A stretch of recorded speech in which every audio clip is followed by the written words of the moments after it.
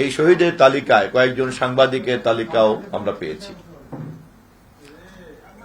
৫৫ বছরের বাংলাদেশে মহান স্বাধীনতা যুদ্ধের মধ্য দিয়ে যে দেশটি আমরা অর্জন করেছিলাম, জুলাই অভ্যুত্থান নিয়ে যখন কথা বলতে হয় তখন এটা আমাদের জন্য একই সঙ্গে একটা লজ্জা এবং আত্মসমালোচনার বিষয়।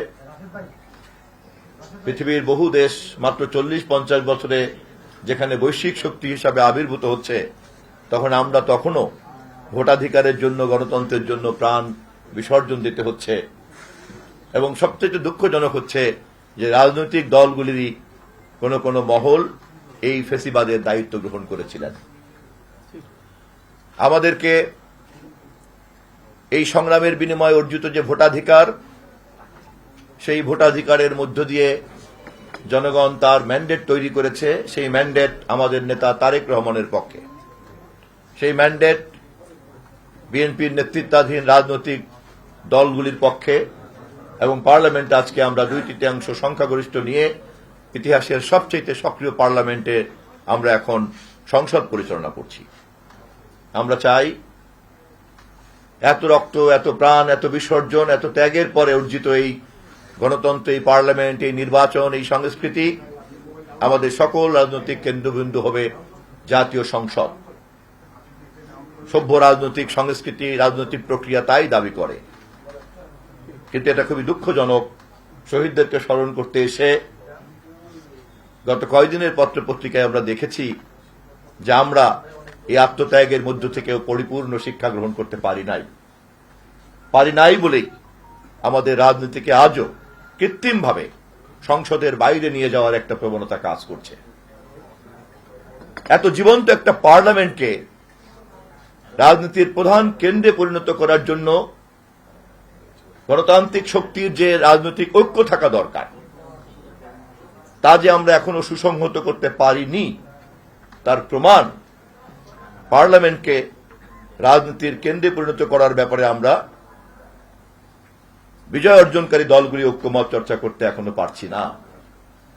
শুধু তাই নয়, সামাজিক মাধ্যমে যেহেতু পার্লামেন্ট রাজপথের পাশাপাশি সবচেয়ে বড় যুদ্ধক্ষেত্রে পরিণত হয়েছে, সেখানেও যদি আমরা খুব সচেতনভাবে তদারক করি, নজর দিয়ে রাখি, তাহলে দেখতে পাব সাধারণ মূল্যবোধ সংস্কৃতির যে মাত্রা, তা অতিক্রম করে একটা অশ্লীলতা চর্চা করার কাজ চলছে।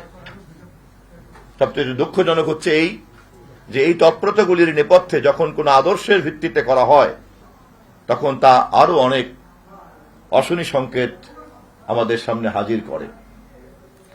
আমাদেরকে শহীদদের স্মরণ করার জন্য কেবলমাত্রই আবেগ চর্চা করলে চলবে না।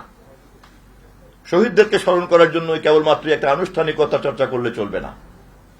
শহীদদেরকে স্মরণ করার নামে কেবলমাত্রই যদি আমরা আমাদের ব্যক্তিগত অথবা কোনো গোষ্ঠীগত উপস্থিতিকে হাজির করার অজুহাত তৈরি করি, আমাদের বিবেকের কাছে কিন্তু আমরা প্রশ্নবিদ্ধ হব। আমি জুলাই শহীদ সহ এদেশের গণতান্ত্রিক আন্দোলন, স্বাধীনতা যুদ্ধ তথা ভাষা আন্দোলনের সকল শহীদের রক্ত এবং বিসর্জনকে এক জায়গায় রেখে আমাদেরকে পরিমাপে বসতে হবে যে এত রক্তের বিনিময়ে কতটুকু আমরা অর্জন করেছি। এবং তা যদি পরিমাপ করতে চাই, তাহলে আমাদেরকে প্রমাণ করতে হবে সংসদকে আমরা কতটা কার্যকরী করতে পেরেছি, রাজনৈতিক বিতর্ককে আমরা কতটা গণতান্ত্রিক সংস্কৃতির মধ্যে বিধিবদ্ধ করতে পেরেছি, এবং রাজনৈতিক প্রক্রিয়াকে আমরা কতটা গণতান্ত্রিক সংস্কৃতিতে মহিমান্বিত করতে পেরেছি। এটাই আমাদের একমাত্র মানদণ্ড। এবং এই কাজ কোন একটি দল করতে পারে না।